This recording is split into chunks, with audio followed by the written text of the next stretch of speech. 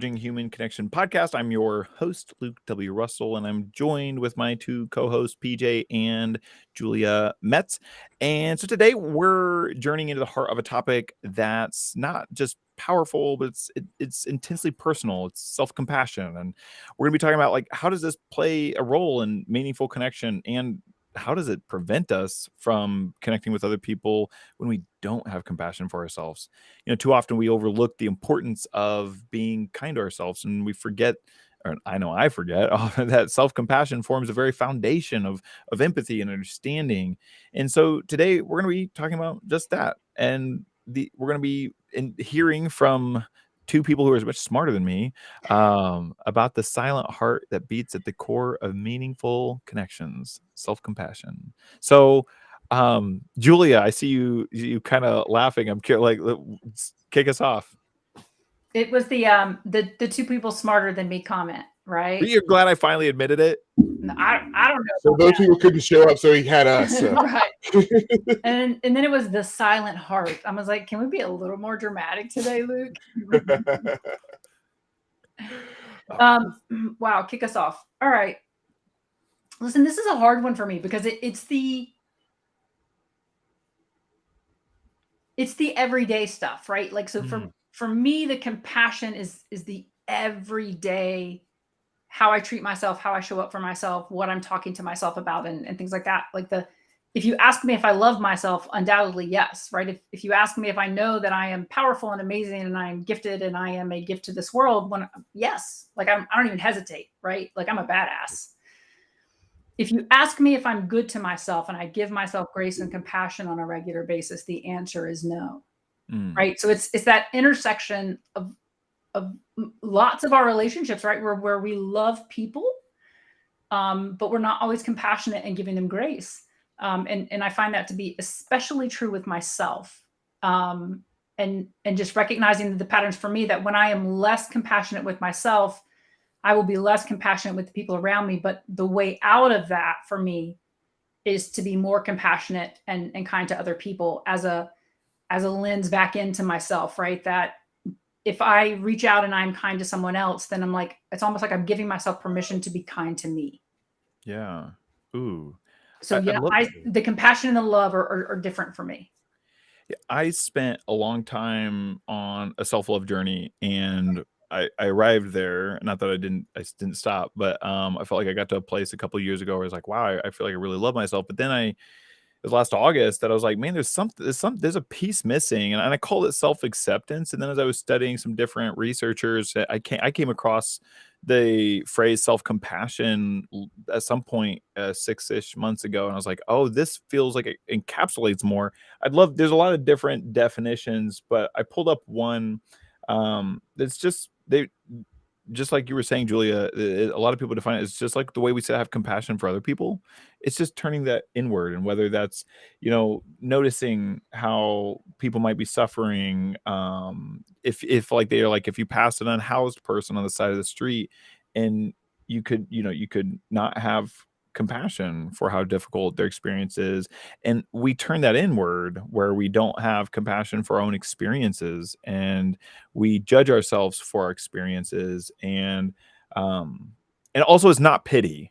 Pity and compassion are not the same. Brene Brown digs into this in Atlas of the Heart, where I don't have that research in front of me, but like this is about seeing somebody's struggles, their failures, their imperfections, whatever it is that we typically see as like negative. It's about just seeing that as like part of them. And I think sometimes we're good at seeing that in somebody else, and then we look at ourselves in the mirror and we see all the imperfections, and they're not just like, oh, like that's me being me. It's like, oh, that's part of what's wrong with me.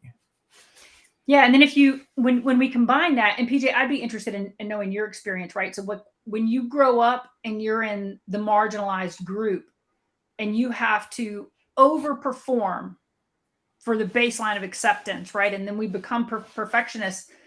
We're good at having compassion for other folks and what they're going through, but in the back of our minds, like we're different. Like, we're held to a higher standard. Like, I'm not compassionate with myself because I'm not allowed to be compassionate with myself. I'm not compassionate with myself because like I have to be better than everybody else, right?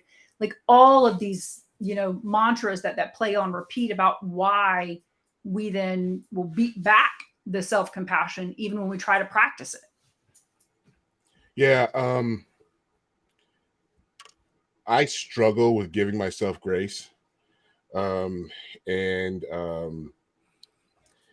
and I'm sure it has a lot to do with it. What you've said is that, holding yourself accountable to a higher standard, in order to achieve some levels of equality.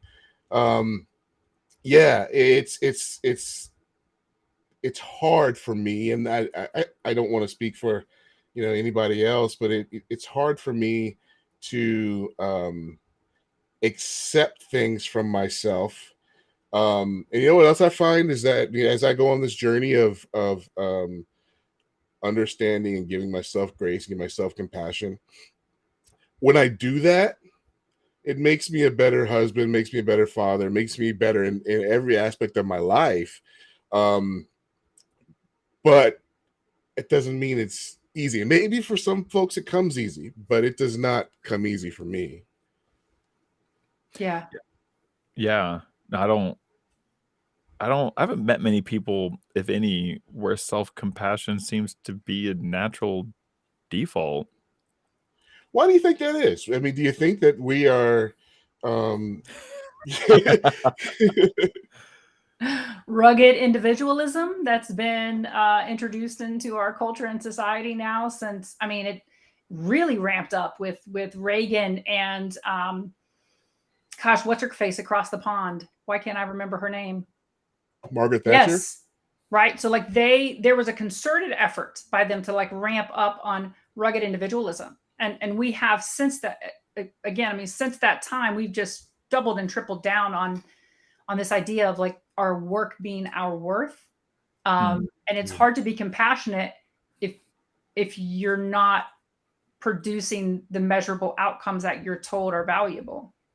Right. So like you're liking yourself for the mistakes that you make, but the mistakes that you make are the things that make you less valuable. Like that's kind of what we've been taught. So Yeah, I'm going to have to process that for a second, because um as usual, Julia is able to just cut right to it. I think that I think you're absolutely right. I think that that we are that is ingrained in our culture. I haven't traveled a lot, so I don't know if it's a purely American thing. But yeah, I think it's ingrained in our culture, and I think that we that not being compassionate to oneself is, like, we get some kind of special prizes for that. you know it's on another slightly connected thing, like, I used to be proud that I didn't take vacations. Like, oh my, I don't take vacations. yeah, And now I look back at that now, like, dude, what the fuck? stupid. You know? I don't have fun with life. Go me. Yeah, I don't recharge. you know Mm, it's not a flex, no. mm-mm. I want to read a quote from Together by our Surgeon General, because this was when this is one of the when I first started really digging into self-compassion, and in his book he says self-compassion is what shields us from, or at least softens the blow of the judgment and ridicule of people who don't understand us. It allows us to grow through our pain instead of being dragged down by it. It also helps us to see our light, however dim it might seem, instead of being consumed by darkness and self-doubt. What There's a few things I like about that. One, I love how even Vivek acknowledges that, like, it allows us, it helps us to see our light, however dim it might seem. Because I feel like that's like a beautiful thing of that, recognizing like sometimes we can't see it, but it's still saying like it's still there, even when it feels dim. But yeah, it's that idea of like softening the blow from other people when it's like, no, like I can have compassion for myself. Like, yeah, did I say that and did I act out of alignment with my values? Yeah, but so actually, like, so this past Friday, I had a circumstance where something happened and a friend's feelings were hurt because of how I showed up for them. And this was probably the most dramatic example I've had personally of how I could feel shame and embarrassment for how I showed up, but not be unkind to myself.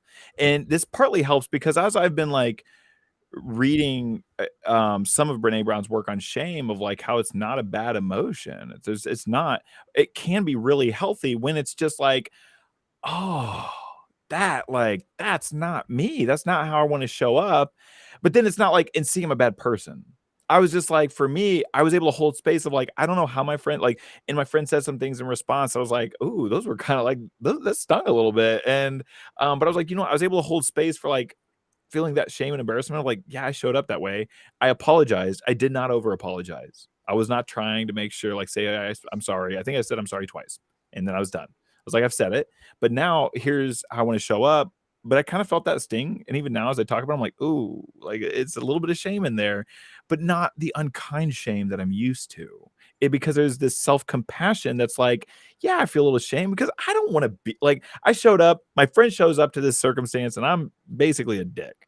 And because I'm high, okay, let's just be clear. Like, I'm not in the mental state I intended to be, okay? Like, I'm hyper focused on roasting a marshmallow, like more focused than I've ever imagined one can be with a marshmallow. And like, so the way things played out, like, I was able to just realize, like, no matter what my friend chooses to behave in response to this scenario, I showed up in valuable alignment with apologizing, owning the situation, thinking about how I want to do it differently, but then having that self compassion to coexist. And I'm not used to that experience of having self compassion and shame at the same time. And that was just, I don't know, really beautiful, like growth point for me to see that. In my mind, though, I don't process that as shame. I process that as guilt. And I don't think guilt is necessarily a bad thing when you've actually done something wrong. Um, and I think for me, guilt is that internal thing that, okay, I need to course correct, I need to modify. Um, and I don't think that that's necessarily a bad thing if you course correct and trying to be, a better human. Um, and I think that, yeah, it's just I see those two things as different. I don't know, maybe it's just Well, me. I felt guilt too. I felt shame for how I showed up. Like I felt like embarrassment, shame. I felt guilt, but I think mostly for me it was shame and embarrassment. Because I was like, wow, like I literally like snubbed my friend like that and it sucked. But it was, yeah, that was, I'm not gonna say anything new now, so I'm gonna shut up. Yeah, I think for anybody in this, but listen, breathing. If you're breathing and literate, you have to read Susan David's Emotional Agility.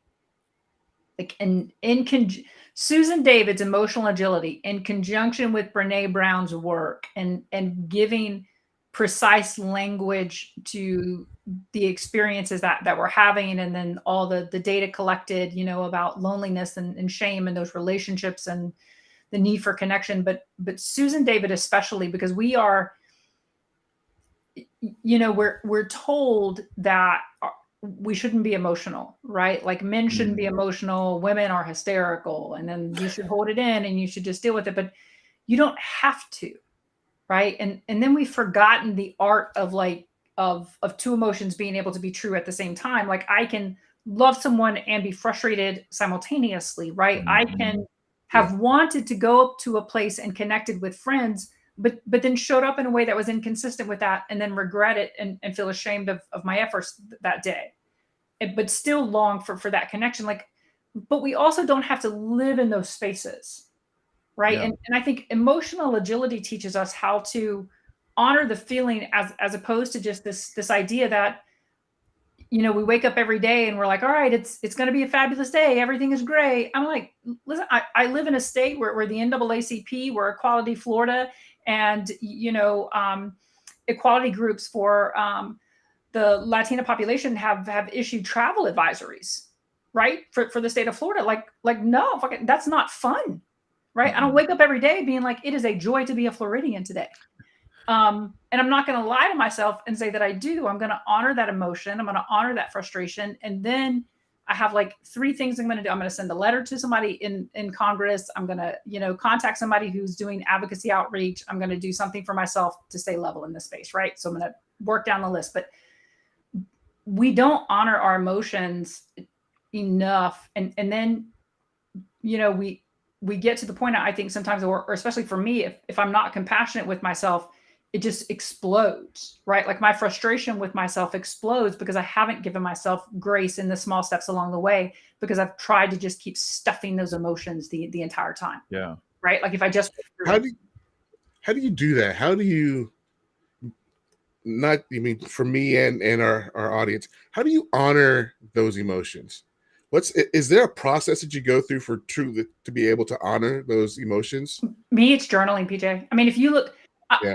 I use a Panda planner every day, right? And in the back of it are these blank pages.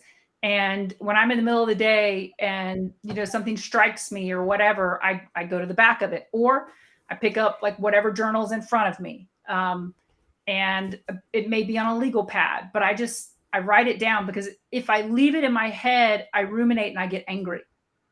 And if I'm just angry all the time, then I'm stuck and I'm not taking action, and then I'm causing extra stress to my body, and I'm just not showing up the way that I want to show up. So I have to write it out and to process it, and then tell myself, what are 3 things that I can do right now to, you know, to take action to move forward. And maybe it's sending, you know, I have trans friends. You know what? An action that I can take right now is to send them a positive message to let them know that they're not alone in this fight. Right. So I've honored the emotion that I'm pissed about the state of our country and the way that people are treating us. I've taken action to be there for someone else to reduce their suffering, because that's consistent with my values. Now I'm going to get back to my job because I got to pay bills. That's consistent with me not being out of a home. Right. I mean, like I've got to, but journaling it is my go-to. So can we talk about this is for this topic got initiated, Julia, with the fact that like a lack of self-compassion is so toxic for our capacity to forge those meaningful connections. Since you were the one who initiated that, Julia, could you start us into that part of this discussion?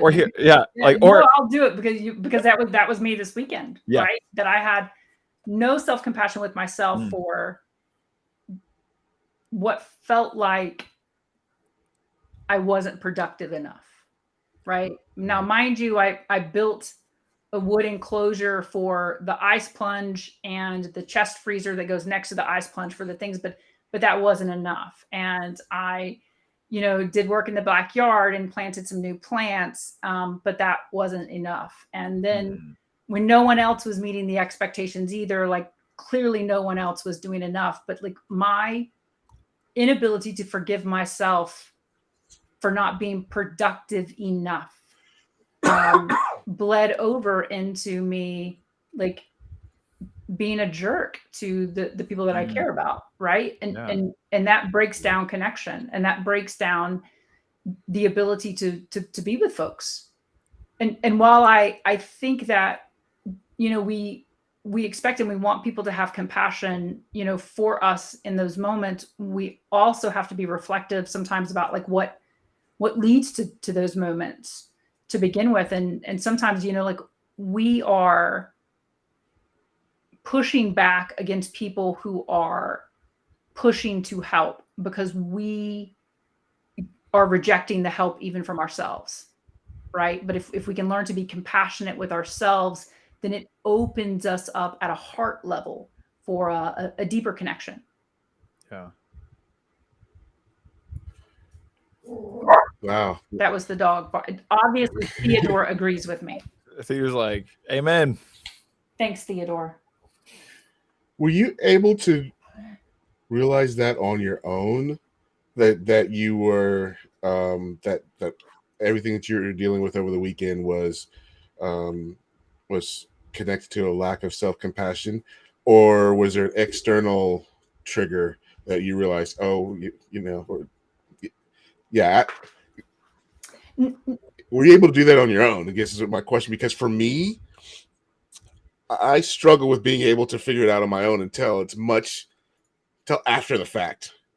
Until I realized that I've done or said something that is out of alignment, and it's been um, triggered by my lack of self-compassion. So I'm just curious for you guys, are you able to figure that out on your own, or does that, like, are you like me that it hits you much later? Yeah, Luke, By I'm the going way, to go to you first, but can you tell us when you're not high? I'm not. Yeah. When you're not high and thinking about marshmallows, what does that feel like, my friend? Oh my gosh. Well, I want to We say, got Dana Brooks saying hi to us. Hey, yep. Dana. Um, Hey, Dana. okay. So what was it? Okay. What was the question again? Like, am I able to tell Well, are when you I'm high now? Is not? that, you don't remember the No. question? Am I able to tell when I'm not compassionate to myself? Right? Like, Yeah. Yeah, like, do you yes, feel it in the moment, or do you feel it after? both. Like, I definitely like. So for me, I mean, mind you, my number one hobby, and for anybody who doesn't know me well, this is gonna sound really weird, but like my number one hobby is thinking about my thoughts. And I spend hours every day. It's when I'm in the shower, when I'm driving, when I'm doing this, when I'm doing that, like while I'm getting ready for bed, I think for hours every day about my thoughts, like my thought patterns, my behavioral patterns, which because my behavior patterns are driven all by my thoughts. And so then it's like seeking to understand like what do I think is happening in my subconscious. So I think about this a lot. Just to preface the fact that like yes, I do notice very like I notice when I'm not being kind to myself, but typically what happens is it starts with anxiety. And so anxiety kicks in, and then it's like, okay, let me process this anxiety. And because I've been doing this, and I mean, I worked with a thought coach for 2.5 years. So I spent 2.5 years, a lot of money and hundreds upon hundreds of hours working with a coach on what exactly are my thought processes. So now when it's like anxiety kicks in, it's like, all right, this is a sign of something.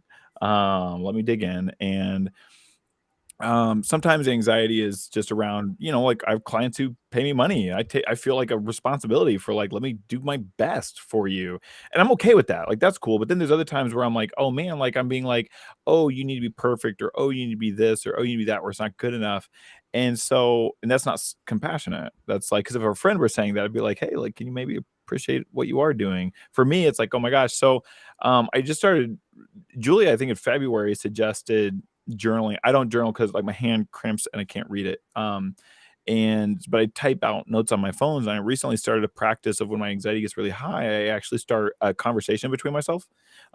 Because I'll like share my thoughts, and then I'll share my spots in response to myself. Be like, hey, I see you. And like that makes a lot of sense. Like that sounds really tough. And like, but also like consider this or consider that. And it's like talking to myself in third, like right in that moment, that back and forth dialogue has been really helpful for me as a means of like processing that and being like because as soon as I start to be like, how would I respond to myself, I'm like, with compassion. Like that's how I'd Mm. respond to most other people. Right. Like once if there's any immediate judgment, get past that, and then it's like, well, like PJ, you're doing fine. Like I hear you. And so I for me, it's just been really powerful. Also, ooh, we got a few people in here. We got Allison. Um, apparently this had to be written when somebody else was talking, I'm sure, or I'm sure Allison wasn't talking about me. Also, I like this comment. Dana Brooks said she dictates her journal entries. Also good foundation. That's smart. I sometimes I sit here and I'm like, I think so much that surely maybe there'd be room for a book out of them, but um, but so yeah, I do. I think I've learned to notice that like I'm not just real recently, very quickly, like, oh, I'm not being compassionate because I'm digging into like what's my thought pattern. So I don't, yeah, I It's don't know what exactly. Go the ahead. the feelings for me, it's my body, right? So anytime that if if I am anxious or I am upset or I am frustrated, like I will stop myself and act like why, right? I'm just like why what is this headspace? And is it something that they did, or is it something that I haven't communicated? Is it a boundary that I'm not holding? Is it or should I genuinely be frustrated, right? Because there's space for that too. And then, for this weekend, one of the things that happened is I don't celebrate accomplishments well, right? Because it's like, what is the next one? What is the next thing? So I just had like all this energy, this pent up whatever built up about accomplishments and what do they mean and all of that in my head. So I just had that energy going into it. And I was able to keep it down for the most part. Right. But then Sunday it just didn't, right? No, but the journaling didn't help. Like I knew it going into it, right? I knew it going into the interaction, but I couldn't stop the overwhelm of it. And then for me, you know, that'll be a deep dive on, okay, like what triggered it, what triggered me, how can I do this, how can I manage it, and then the process of apologizing, right, and owning where we are and what happens, and being realistic about sometimes something is someone else's fault, but then sometimes it's a combination of something they did when they were unaware of the state that we were in, because we're not giving ourselves compassion, right? Like I was in an agitated state because I wasn't giving myself compassion. It had almost nothing to do with the people around me. If I had given myself grace, I would have understood that I don't have to produce something remarkable every minute of every day. I am allowed to rest. I'm allowed to exist. And I'm not good at that. And I'm not good at forgiving myself for that. Yeah. What's coming up for you, PJ?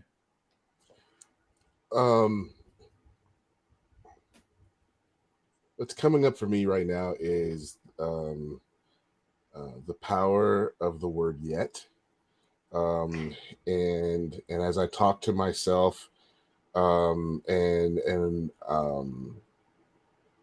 I'm beating up on myself and not being compassionate to myself and not giving myself grace, I try to remember the word yet. You know, like for example, I'm not where I want to be yet. You know, I'm not, because to me that just shows me that it reminds me, I should say, that I'm a work in progress. And when I remind myself that I'm a work in progress, that initiates grace, internal grace. And I'd love to sit here and say I do that all the time. I don't, but when I do that, it does initiate self-compassion. So then what if for you, PJ, like if you woke up and you did an affirmation for the next 10 days like in the mirror, right? So like Mel Robbins, like high five habit is phenomenal for that. And it's like, you know what, I'm not where I want to be with compassion yet. Right. And then after 10 days, you switch it to, all right, now I'm X and what closer to, so that you replay the yet in your brain. Challenge accepted. Yeah.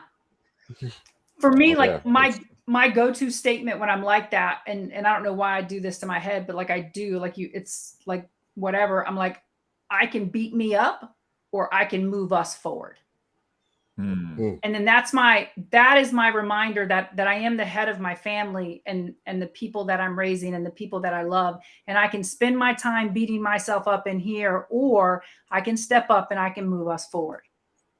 It's kind of like when Luke was saying a conversation with himself, you're having a conversation kind of with your future self that, you know, that not only am I going to show up for my 5-year-old self in a way that other people didn't show up, but that I am going to have conversation with my 70-year-old self and be who they need me to be in this moment and accept their advice too. Right. Like that congruence in our, in ourselves. That's so powerful, because what advice from a self-compassion standpoint would you give your 5-year-old self now?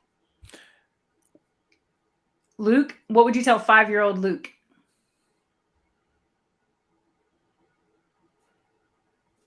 You're not the problem. You're okay. Julia? I love you. PJ? I would tell 5-year-old PJ,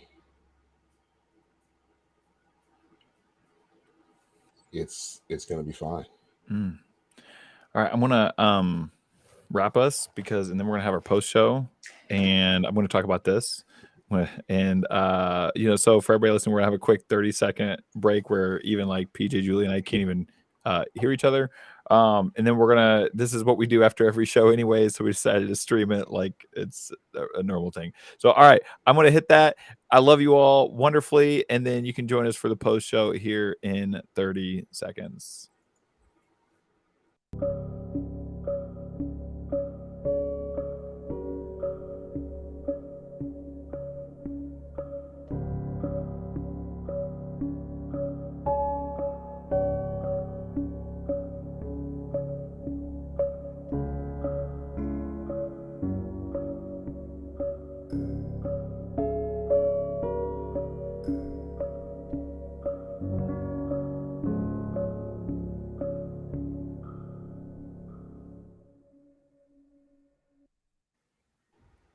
We're back. I know it's like a little bit of exile. It's like, okay, we're still streaming, but we're not really streaming the same thing, even though like Yeah, we I don't are. know why that 30 seconds feels different. It's like, well, It feels so like, okay, all right. I want to tell you all about this thing right here. So this, I saw an ad, like I am, because, and this is what's really interesting to me about the topic today. bless you. Thank you. I saw an ad for a journal about self-love, and the journal is designed by therapists. I was like, interesting, let me buy it. And guess what? I open it up, and the outline, which is, so here it is. The outline is every single thing is about self-compassion. And that was really interesting. I'd already been introduced to self-compassion at this point, but it's interesting too. For me, it's like, because I'm over here going, okay, I went from total self-hatred and loathing to this space of incredible love and grace and compassion for myself, but I didn't have the word compassion at the time. And so it's been really interesting. But so one of the things, and this is actually in alignment with what I've seen with other groups about self-compassion. I just found out before we hopped on today that they have other journals. Also, by the way, in case anybody's like, oh, I'm curious, I made this in advance. I do. Oh, of course, it's right over Julia. Can I move Click on that? me. There. Click on me. Oh. Here we go. Yeah, click on Julia. Scan Julia's Click on me. left shoulder. I'll leave this up for just a little bit. In case anybody's interested, because that's not a commission thing or anything, but it's what they have other journals about emotions and other things. So I'm really intrigued by it. But there's this whole part, like a self-compassion. One is the self-kindness, but I found it really interesting how I've seen across different groups this idea of common humanity. And I really, for somebody who spends so much time talking about our shared humanity, here's how they define it in here. They go, and common humanity means you're not alone in your experiences. Acknowledging a common or shared humanity is recognizing that suffering, pain, and imperfection are all part of the human condition. You may feel like you're the only one who makes mistakes, but this feeling of isolation prevents you from accepting your imperfections. Once you begin to accept the inevitability of imperfection that comes with being human, you will begin to realize that you deserve self-compassion. Yeah. So what about, had you take me back to your statement about the shared humanity part? Why did that strike you? Oh, well, so for me, I talk so much. So like, even, from a marketing standpoint, or with my Lawful Good podcast, it was all about our beautiful shared humanity. And that I'm like, there's so much we share in common, but that we also, so like within that, for those who don't know, Lawful Good was this show where I went and I interviewed attorneys from across the country. And many of these people are just, have bank accounts with, endless commas and whatnot. And so they're people that that others go like, I could never be like that person, or that person's not like me, or I'm not like them. I could never this, or I could never that. And from a standpoint of like looking at people and thinking, we're all humans. And so for me, I really latched onto this idea of us having that shared humanity, so that when we look at each other, I could admire something about that person and maybe want to pursue something that person has or whatever. But when I see that we're both human, we have all this shared commonality, I just love that. And so then when the idea of like, I've had this message of like, let's go out and see our shared humanity. But to me, this common humanity is that inward perspective of like, oh, what's inside of me is inside of other people too. Yeah. So I'm okay. Like it's not this doesn't mean there's something wrong with me. And I think that for me is where common humanity, I was like, this makes so much sense from how to love yourself. You need to realize that like the experiences you're having aren't unique. Like there doesn't mean everybody's having that, but it is like there's going to be, especially like think about different marginalized groups, people within that group are experiencing it, but then also people in other groups might be experiencing that. Or there's just, I don't know. I think there's a lot of beauty in that. I dig it. I like the idea that we are insignificant and significant at the same time. We are insignificant in that we have so much shared, like our experiences and our existence and all of those things. Yet we are so significant for our uniqueness, uh, right? But that paradox. Yeah. I wish there was more opportunities in the world for people to see shared humanity or feel shared humanity. Feel it. That's yeah, because that's different. Yeah. Yeah. It's that like, and some of that requires like being one, it's like seeing other people. It helps for me to see like somebody else's experience and then equate it to my own, not necessarily in conversation, like somebody sharing their challenges. I'm not gonna be like, oh, that's just like what I feel. Like that's how you do the opposite of empathy. But like, but to realize like, oh my gosh, I'm listening to PJ share this struggle right now. And then later I can reflect and be like, oh my gosh, like I feel that too in my own different ways. And so maybe I'm not, maybe my pain is just part of being alive. I Yeah. think there are systems in place that are designed to not allow us to feel each other's shared humanity. Ooh, say more. I think that there are um, I mean, just quite frankly, the way our country deals with race and gender and who you love and who you marry. There's so many things that um, I believe are systematic that if we could all just spend some time or feeling each other's humanity, um, then I think a lot of those systems would crumble.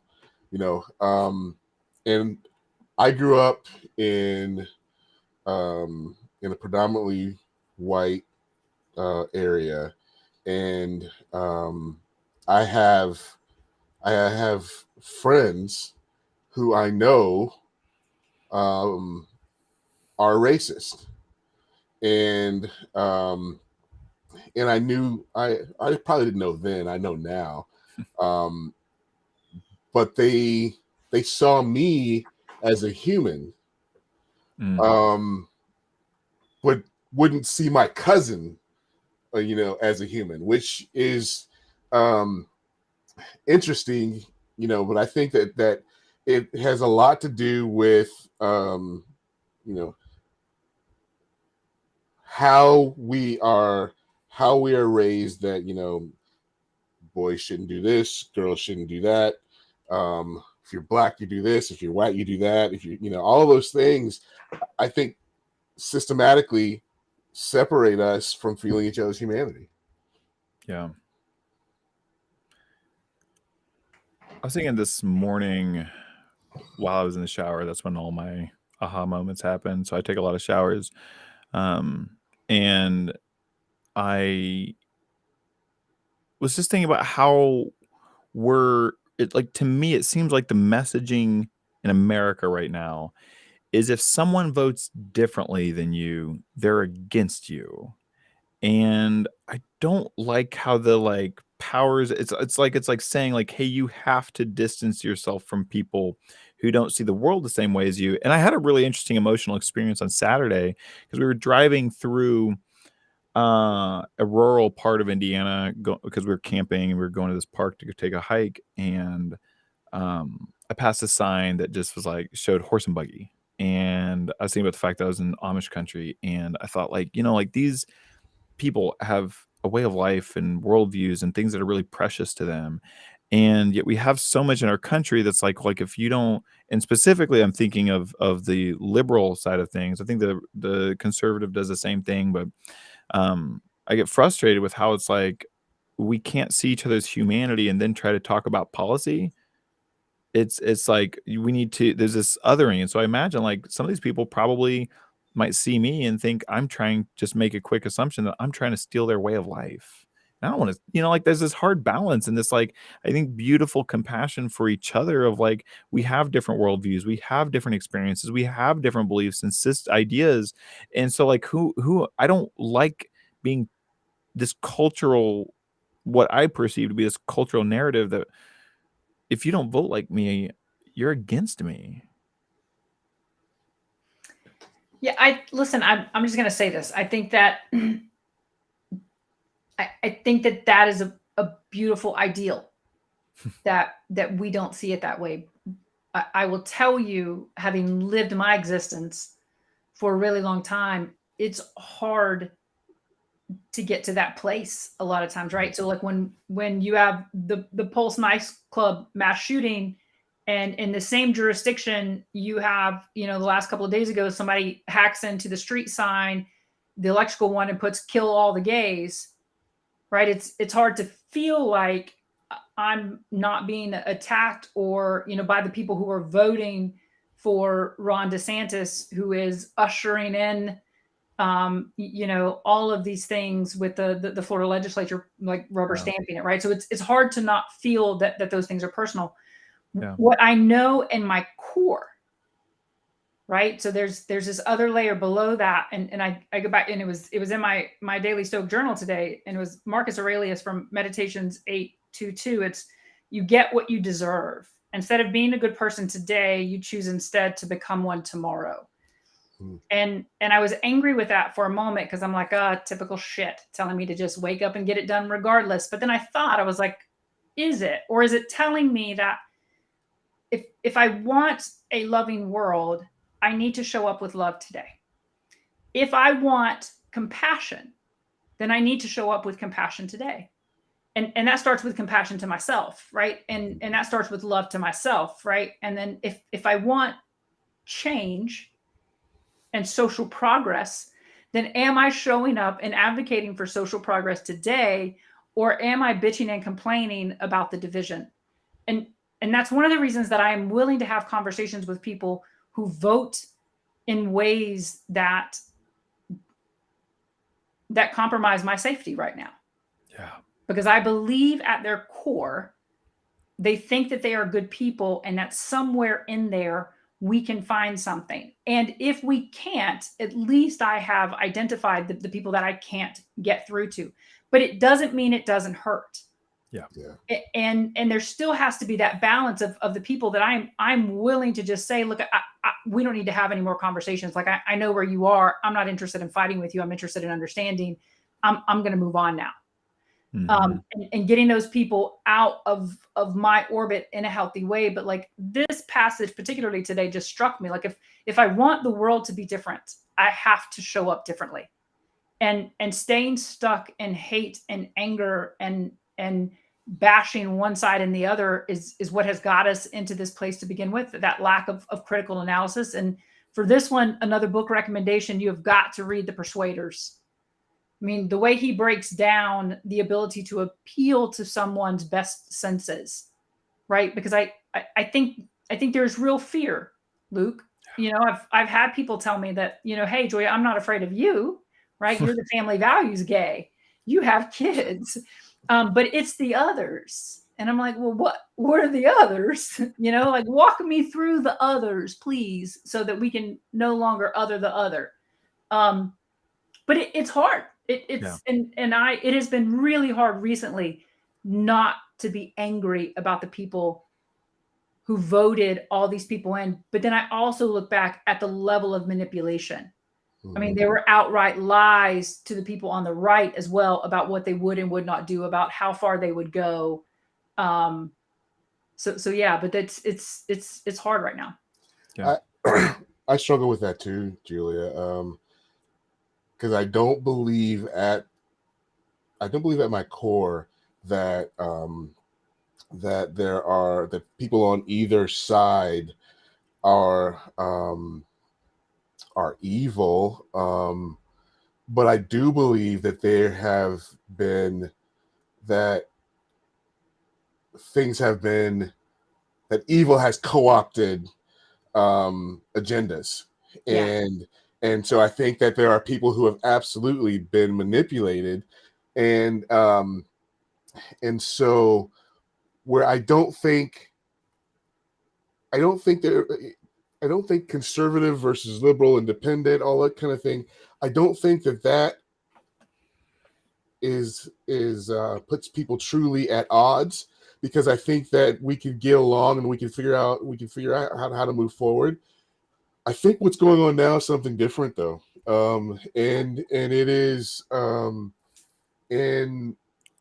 so it's hard to process that that people who vote a certain way are not against me, because the policies that are enacted but because of that vote are against certain, are against me and those that I love. So it's hard, and I don't think that people on either side, like I said, I think it's a group of people who have manipulated, who have stolen the message, and who have tapped into ancient, primal, tribal things that and like we talked about a couple weeks ago. I I'm not as strong at having those conversations as you are, Julie, and I applaud you for doing it. I'm not quite there yet. And and I think that's the beauty of it, right? Like your advocacy can be in a different way, right? Like the way that we change the world doesn't all have to be having really difficult conversations. It just like I am built for them. I guess I don't know. I mean, there's a level of intestinal fortitude, and then I can waffle. Like listen, like I can cut off that little section of the waffle, and the rest of my waffle's like crispy and cool. Like I don't pancake it, right? So like their hate doesn't infiltrate me and get me soggy. Like I just cut off that section of the waffle. I love that. Right? So I know going into the conversation, like I remind myself, we're going to waffle, not pancake. We're going to waffle, not pancake. Right? And then that it doesn't spill into me. And I think it's one of the I don't celebrate the trauma that was my childhood, but it is one of the advantages from my childhood is having really difficult conversations with folks, right? I mean, I was talking to my parents about what was going on with my sisters. I was my parents' marriage counselor from before I was 10. So having difficult conversations, being the person who brought up difficult subjects and just shedding it, is something that I'm good at. So like, that's the way that I want to be able to create change, and your way may be different, PJ. And I think that's beautiful, I truly believe that there's no conflict, there can be no compromise. I just find that there are those who are not interested in compromise. Yeah. They just want to win. They just want to be right, and don't feel like it's appropriate for me or anybody else to call them out on on their statements or misstatements. And what a blessing. Like we could put those folks in the spreadsheet that Luke has as do not converse with again. Right. So like when people let us know that they're unwilling to compromise or unwilling to have a different perspective, that just means I don't need to waste my energy anymore. Yeah. Right. I can move on to somebody else. Is it Maya Angelou that said, "When people show you who they are, believe them"? Yeah. It might not have been her, but it sounds like something she said. No, it was. Yeah. Yeah. I thinking to the idea of the silent killer of meaningful connection and that being a lack of self-compassion. For me, I wonder how many people are taking stances or views or this or that out of and because they don't feel comfortable with who they are. And I think part like this is a guess, not from what a research standpoint, but I wonder how much a big robust amount of self-compassion in an individual, how does that affect their need to like have a lot of strong stances on different topics? Like I don't know. I just this is just like if the more comfortable I've become with myself, the less I need other people to see things the same ways. And then it becomes about invitations to people. I want to invite people to view our shared humanity the way I do, but I don't it's an invitation, not a demand, a need. And this is definitely something that's more over the last year because I feel like in the past I felt threatened if other people didn't see that. And I still do at times. I was like, let's just be clear, that's not gone. I just wonder how much does my self-compassion journey impact the ease at which I can be in close relationships with people who hold wildly different views on certain things. But for me, and this is I my when I think about when I think about this idea of like the who are the people who I can work with versus can't, like there are just as many people on the left that I can't work with that are on the right. Because for me, my shared value, my core value system is human connection. Like that is at the center of what I care about. And what I believe I witnessed from the Democratic left, liberal, whatever you want to call it, I see just as much divisiveness, different forms, very different forms, but I would consider just as insidious as what I see coming from Republicans, conservatives, the right, whatever you want to call it. Like it's and people from all over. And so for me, I don't know. I just wonder. I had another thought to tie it in earlier to something Julie had said, but that's gone, and that's okay. There's some self compassion that is just like, I forgot it. But I just wonder, like, how does the self compassion play into how we connect with people and who view things differently? I don't know. I think if there were more self compassion, then people would be more compassionate. Period. If and kind of like what I said earlier in the first half of, when I'm practicing self compassion, I am a better husband, better father, I'm a better human being. Would And I Crystal think, agree with that? let's hope so. but but I think that um if there was more of that, then it would be easier to um have and show compassion to others that you don't necessarily agree with. But yeah, I think you're onto something, Luke. I think that a lot of it has to do with the complete lack of self-compassion that exists in the world.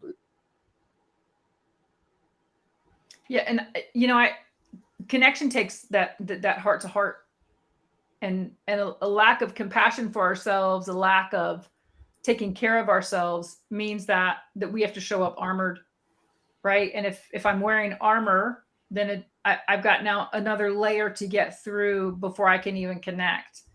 And if I'm showing up and I'm compassionate and I love myself and I'm safe in my values and listen, I'm happy to connect with you, but I'm also if that's not you don't want that, then we're cool. But if I'm not compassionate with myself, I'm going to second guess those interactions. I'm going to second guess how I'm showing up. I'm going to second guess if I should be, seeking the to change their mind or doing whatever. And that's not a real connection, right? Like that's that pursuit, those attachments. But I think anytime that we're compassionate with ourselves and we can drop the armor and just show up who we are as we are, then connections are easier and safer. I love that, because when you show up with armor, you show up looking for a fight, right? I mean, that's the only reason you would wear armor, is you think you're expecting a fight, and it's very, very difficult to have any kind of true connection when you show up looking for a fight.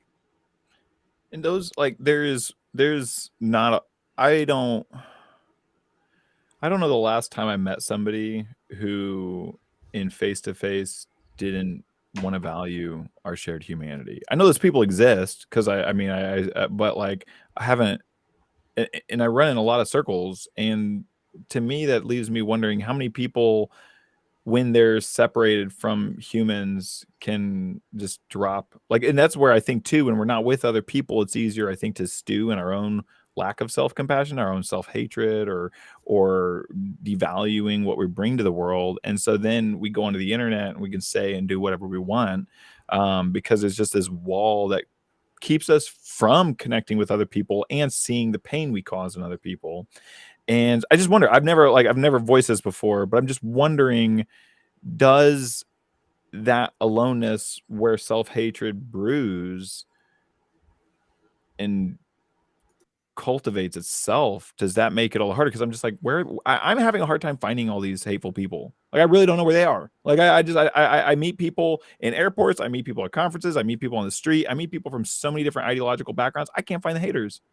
I find them online, but I can't find them in person. I really like, and so to me, it's just, I don't know. That's where that question comes from, is like, are people experiencing an increased level of self-compassion around me? I have no idea. If I have that effect on people, yay, I would love that. I don't know what I'm doing, but that'd be great. But like, what is it that when people are in person, and I know there's lots of science behind it, but just thinking about the self-compassion, I think that it's they're absolutely out there. I think it is, to your point, it's difficult for people not to show their humanity in a one-on-one environment, but 2-on-1, 3-on-1, yeah, it's much easier for the hate and non-self-compassion to show up. Yeah, and I also, it's difficult to hate face to face, but we're not voting and creating policy face to face. We're doing it behind closed doors. yeah. Yeah. Right. And lots of people will love us and like us to our faces, and then they will go and generate and advocate for and create policy that hurt us behind closed doors. And so there are times that, and think about it. I mean, like, we're all inconsistent people, right? Like we deeply value love, yet we will hurt people. We deeply value X. So there are people 100%, I think, who deeply value relationships with each one of us and love us, but could also be the same person who voted for legislation that hurts us, right? And it may not even register to them that's how it's happening. Like, that's the paradox of human nature and who we are. I do think there is a minority in the country that is hateful. Yeah. Right. And I saw that in more than a decade as a prosecutor. I thought 80% of the people that I prosecuted were felony stupid, right? They were stupid and got in the system because there's so many felonies in Florida to get into, right? Pick one. 20% were dangerous. 20% were, and dangerous for like drug addiction or something uncontrollable. Like, really small single digit number was just a menace to humanity. But those menace type people that are out there right now are being lifted and empowered in their spaces. And they feel like the majority to a lot of us right now. And I have to remind myself on a daily basis, like, they're not the majority. But here's the problem, is that we have had friends and colleagues and people who tell us that they love us and value us who have been complicit in the fight. Right? So it feels like the minority is the majority because the people who say that they love us aren't fighting with us sometimes. And that hurts. Right? So sometimes I struggle with the compassion aspect of that, or seeing the beauty in it, because I'm like, I wouldn't hesitate to fight for you. I wouldn't hesitate to show up and to help you. Why aren't you showing up for these other communities? Right? So what? You're not gay. So what? You're not trans. So what? You're not non-binary, right? But right? So what? You're not Black. I don't care anymore. If you're a good human and you see other humans hurting, like, you need to let us know what time we can pick you up for the rally. Like, that's where I am with it. Because otherwise, that complicit majority is giving power to the minority.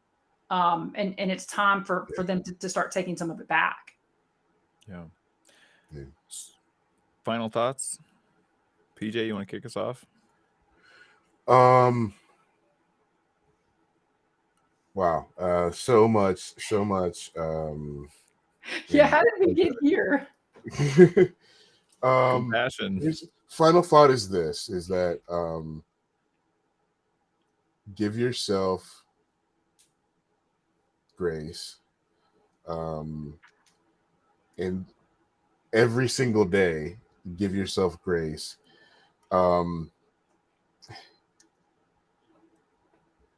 And also, second final thought is ask what time the rally is. Yeah. Yeah.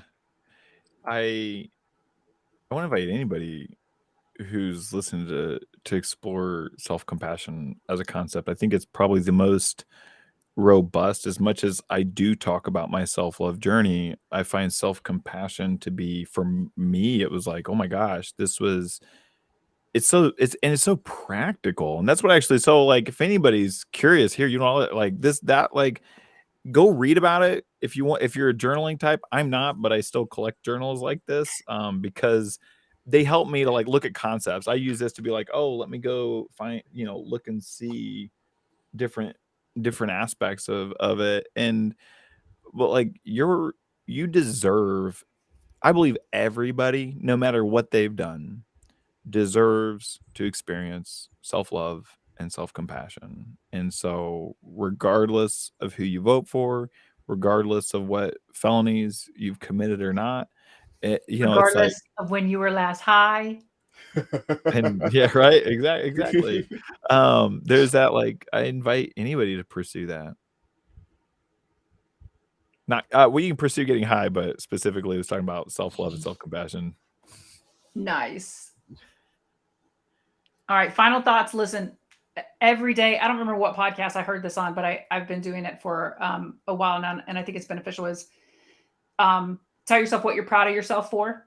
Ooh. Tell yourself what you forgive yourself for. It's 3 specific things. And then tell yourself the 3 things that you will commit to you, right? Julia, I am proud of you for boom, boom, boom. Julia, I forgive you for boom, boom, boom. Julia, I commit to you, right? That we're going to work on boom, boom, boom. Yeah.